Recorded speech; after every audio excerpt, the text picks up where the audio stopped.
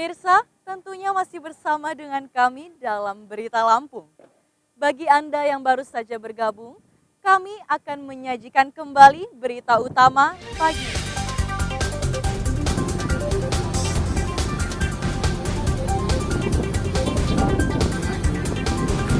Penyeberangan kapal Roro dihentikan selama 6 jam akibat cuaca buruk di Selat Sunda. Ratusan penumpang terlantar di Pelabuhan Bakauheni.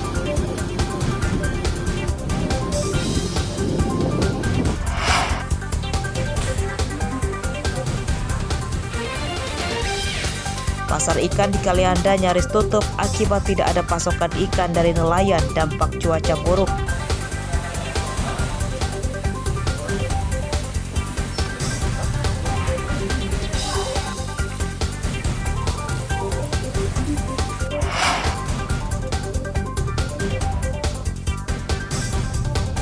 Seorang pelamar kerja di Bandar Lampung jadi korban pencurian motor bermodus lowongan kerja.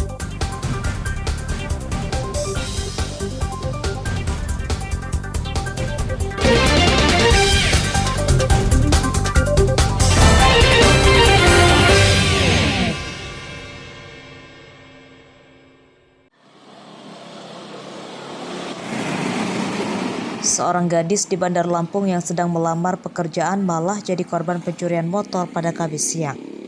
Korban bernama Nabila Azara, 18 tahun, warga Kelurahan Kota Sepang, Labuhan Ratu, Bandar Lampung. Ia ditipu penjahat bermodus membuka lowongan kerja. Nabila awalnya ditawari pelaku akan bekerja di sebuah konter ponsel. Setelah keduanya bertemu, Nabila yang akan menyerahkan berkas lamaran kerja diajak pelaku menuju ke sebuah rumah kosong yang dikatakan pelaku miliknya.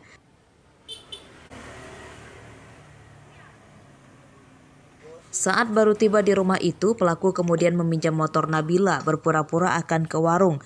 Nabila meminjamkan motornya ke pelaku yang hingga kini tak kembali. Diturunin dulu tuh tas saya sama sayanya, turunin. Mbak, katanya, saya pinjam motor bentar ya, mau ke warung, katanya gitu. Terus saya bilang, mas tapi motor saya. Tapi aku nggak bilang, kok mas pintunya nggak ketutup, pintunya ketutup gitu, nggak kebuka. Udah deh, dia pergi, saya nunggu ada setengah jaman sampai asar, dari jam 2:30 sampai asar lewat jam 4 kurang lah. Rumah yang dituju pelaku rupanya bukan miliknya. Sadar jadi korban pencurian motor, Nabila kemudian meminta pertolongan warga. Sayangnya pelaku telah kabur jauh. Ini sebelah ini, ribut, tapi motornya kita nggak tahu pas lari orangnya lari ke masjid. Korbannya apa siapa? Korbannya, tapi aku nggak tahu, taunya polisi kesini aja. Polisi datang kalau nggak salah orang 2. Pencurian motor bermodus membuka lowongan kerja ini dilaporkan Nabila ke Polsek Kedaton, Bandar Lampung. Nabila berharap polisi segera menangkap pelaku. Arsadi Saputra melaporkan dari Bandar Lampung.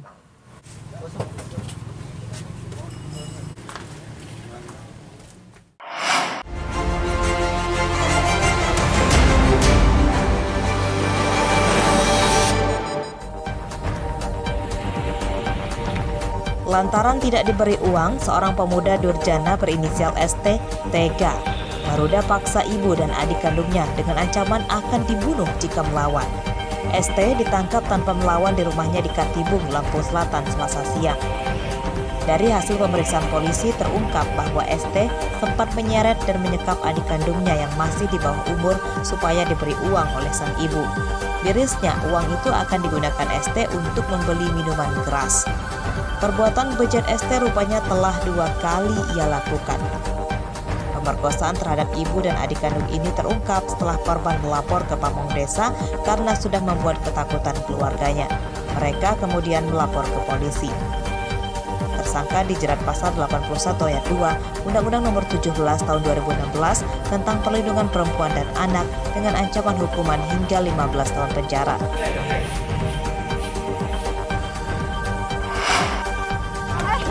Tindakan tidak terpuji dilakukan seorang petugas penertiban pemakaian tenaga listrik atau P2TL PLN Lampung yang menganiaya seorang konsumen. Pelaku menganiaya korban dengan tang. Peristiwa itu terjadi pada hari Rabu lalu. Atas penganiayaan itu, korban bernama Sangga Wijaya harus menjalani perawatan di rumah sakit.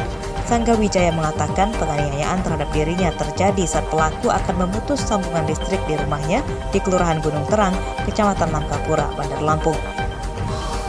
Sangga Wijaya awalnya menanyakan identitas pelaku yang tidak menggunakan seragam PLN dan sempat langsung membayar tunggakan tagihan listrik secara daring, namun ia tetap dimaki dan dipukul. Selasa lalu PLN UIT Lampung membantah menganiaya seorang konsumennya. Keributan itu terjadi karena petugas yang akan memutus sambungan listrik di rumah Sangga Wijaya mendapat perlawanan fisik dari keluarganya. Pada kasus ini, kedua pihak sama-sama saling lapor polisi. Hingga Kamis siang belum ada seorang pun yang ditetapkan tersangka.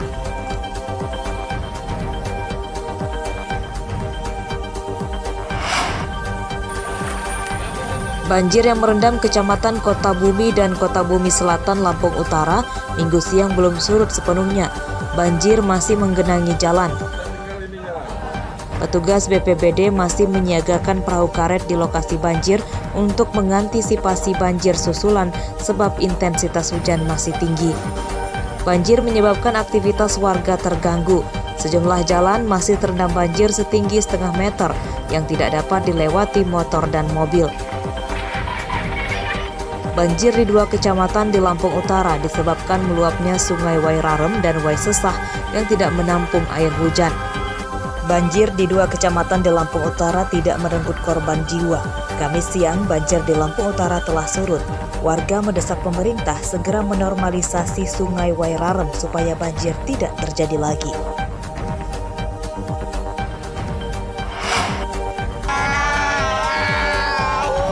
Tiga ekor buaya muncul ke permukaan sungai di bawah jembatan Kota Karang, Kecamatan Teluk Betung Timur, Rabu malam. Kemunculan buaya menggegerkan warga yang ingin melihat langsung dari dekat. Meski demikian, mereka tidak berani mengusirnya karena dikhawatirkan buaya akan menyerang. Buaya muara ini pertama kali dilihat oleh Junet, nelayan yang tinggal di bantaran sungai ini. Awalnya ia mengira buaya itu adalah biawak. Namun saat disorot lampu senter, rupanya buaya berukuran panjang sekitar 3 meter. Buaya yang muncul di sungai Kota Karang sebanyak 3 ekor. 2 ekor berukuran panjang sekitar 3 meter dan satu lagi diduga induknya berukuran panjang 4 meter. Kawanan buaya di sungai Kota Karang, Teluk Betung Timur ini menakutkan nelayan dan warga. Terlebih sungai ini merupakan tempat bersandar puluhan kapal nelayan. Warga meminta petugas BKSDA dan pihak terkait segera turun ke lokasi menangkap atau mengusir buaya-buaya itu.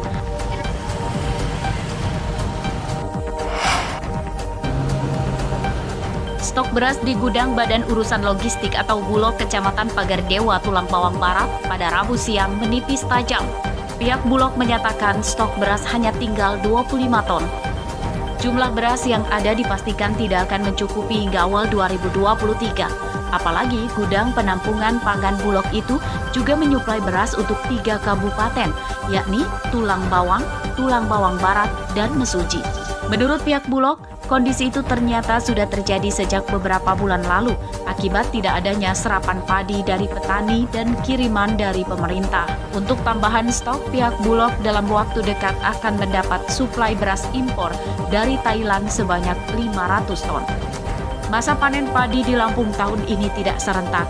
Pihak Bulog terus memantau masa panen padi untuk penyerapan serta memantau harga beras di pasar yang mulai naik.